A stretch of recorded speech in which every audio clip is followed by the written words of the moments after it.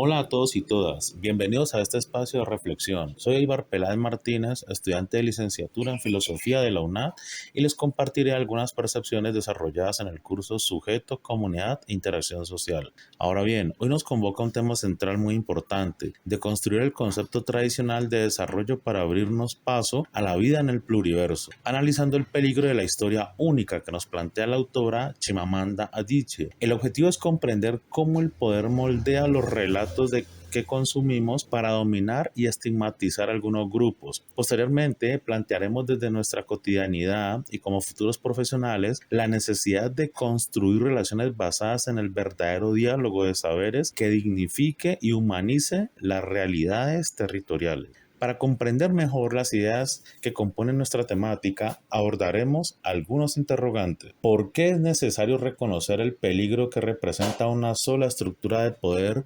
desde que se le enuncian las identidades y subjetividades a otros y otras diferentes y convertirla en una única historia definitiva?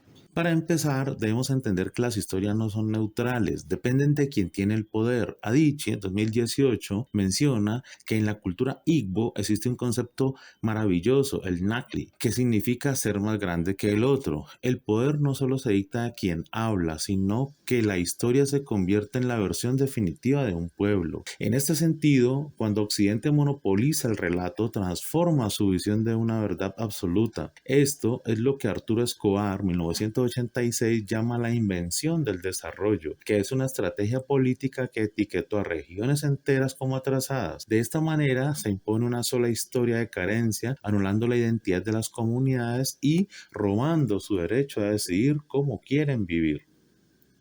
Pero, ¿cuál es la importancia de validar las historias de vida y las múltiples realidades de los sujetos para hacer frente al problema de los estereotipos, los prejuicios y los lugares únicos de enunciación cuando nombramos a otros y otras? Es muy importante validar las historias de vida de la gente en los territorios. Como dice Adichie, el problema con los estereotipos no es que mientan, sino que están incompletos, toman una sola experiencia y la vuelven la única realidad. Si solo mostramos un lado, aplanamos la existencia humana.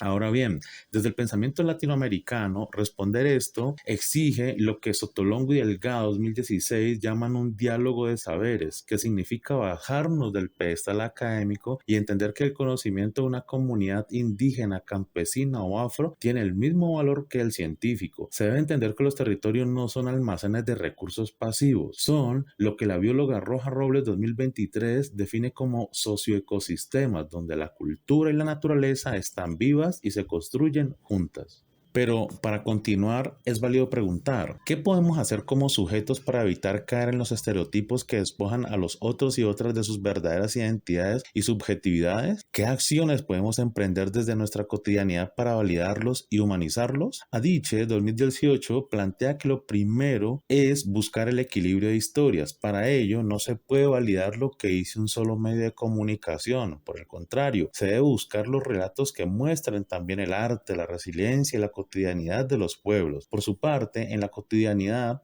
eso significa practicar la escucha activa y dejar que el otro hable por sí mismo. Además, debemos conectarnos con la ética. Autores como Leonard, 2009, Maqueda, 2024, nos recuerdan que nuestra comodidad actual depende del consumo, el cual genera costos ambientales que terminan pagando las comunidades más vulnerables. Por tanto, humanizar al otro en el siglo XXI también implica cuidar el territorio común, nuestro planeta. A partir de lo anterior, ¿desde qué lugar personal, social o cultural me enuncio yo cuando hablo a los otros y otras? ¿Cómo reconozco mis propios privilegios, prejuicios o silenciamientos de las narrativas que construyo? Desde una postura muy personal entiendo que es válido ubicar el lugar al que pertenezco. En mi caso, me enuncio como un estudiante del sur global Latinoamérica. Ahí está Colombia, en una región con profundas tensiones sociales, pero donde me es posible el enorme privilegio de acceder a la educación superior, pero sobre todo de disfrutar la vida en medio de la diversidad. En este escenario me reconozco, entre otras cosas, como educador, profesión que me permite ver cómo caemos en la trampa de la lástima condescendiente y de utopías descontextualizadas como imponernos indicadores globales como los ODS sin escuchar al pueblo, que es la verdadera base donde se construye la sociedad. En resumen, me identifico con autores como Torregrosa Montañez 2020, que nos recuerda que las comunidades pueden construir sus propias nociones, por ejemplo, la paz territorial. De esta manera, mi papel no es llevar el desarrollo desde un enfoque eurocentrista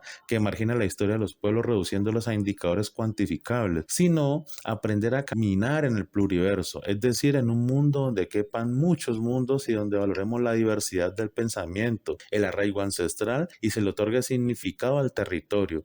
Botero 2010.